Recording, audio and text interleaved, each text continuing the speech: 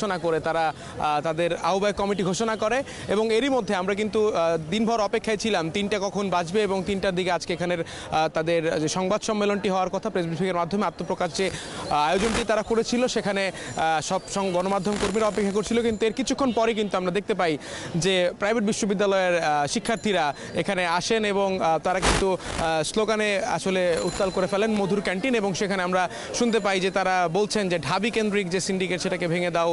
তারা বলছেন যে প্রাইভেট বিশ্ববিদ্যালয়ের সাথে কোনো বৈষম্য তারা চান না। এর পাশাপাশি কথা আসছে যে আরেক সমন্বয়ক রিফাত রশিদকে নিয়েও তাকে কেন কমিটিতে রাখা হবে না। বলা হচ্ছে যে একই সাথে এই যেই প্রাইভেট বিশ্ববিদ্যালয়ের সাথে যেই মানুষটার সম্পর্ক ভালো সেই মানুষটাকেও কেন রাখা হচ্ছে না কমিটিতে, নিয়েও নানান প্রশ্ন উঠছে।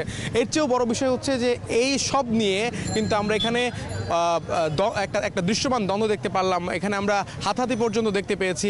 আমরা যখন আত্মপ্রকাশের যারা করে আবু বকর মজুমদারের ঘোষণায় যখন আত্মপ্রকাশটা হয় এর ঠিক পরে কিন্তু তারা একটা মিছিল নিয়ে কলাভবন হয়ে তারা একটা মিছিল বের করে এবং কলাভবন থেকে মিছিলটা বের হওয়ার পরে কিন্তু আমরা দেখতে পাই প্রাইভেট বিশ্ববিদ্যালয় এবং ঢাকা বিশ্ববিদ্যালয়ের শিক্ষার্থীদের মধ্যে একটা সংঘাতময় পরিস্থিতি সৃষ্টি হয় এবং সেখানে কিন্তু আমরা অনেকেই আহত অবস্থায় দেখতে পাই যে অনেকের জামা ছিঁড়ে গেছে এমন একটা অবস্থা। এই অভিযোগ পাল্টা অভিযোগের মধ্য দিয়ে এই যে নতুন ছাত্র সংগঠনের এখন স্বাভাবিকভাবেই তারা এখন ডাকসুর ভেতরে আছেন। গণতান্ত্রিক ছাত্র সংসদ, বাংলাদেশ গণতান্ত্রিক ছাত্র সংসদ যে নতুন ছাত্র সংগঠনটি হলো তাদের নেতাকর্মীরা এখন ডাকসু ভবনে আছে, তারা সেখানে বৈঠক করছেন এবং তারা আমাদেরকে জানিয়েছেন যে তারা এরপর হয়তো গণমাধ্যমে কথা বলবেন, সামগ্রিক সব বিষয় নিয়ে তারা কথা বলবেন। এইরকম পরিস্থিতি কিন্তু আসলে কেউই চায় না।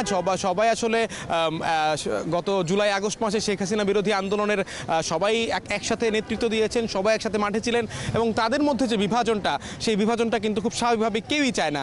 এখন এটার সুরাহা কিভাবে করা যায়, এইসব নিয়ে কিভাবে আগামীতে তাদের এই নতুন যে ছাত্র সংগঠন সেটার কিভাবে আরও সুশৃঙ্খলভাবে সেই কমিটিটাকে দাঁড় করানো যায় সেটা নিয়ে হয়তো বা এখন বৈঠক চলছে। সেই বৈঠকের পর আমরা হয়তো বা বাকি বিস্তারিত জানতে পারবো। এই ছিল দর্শক আমার কাছ থেকে নতুন যে গণতান্ত্রিক ছাত্র সংসদ নামের যে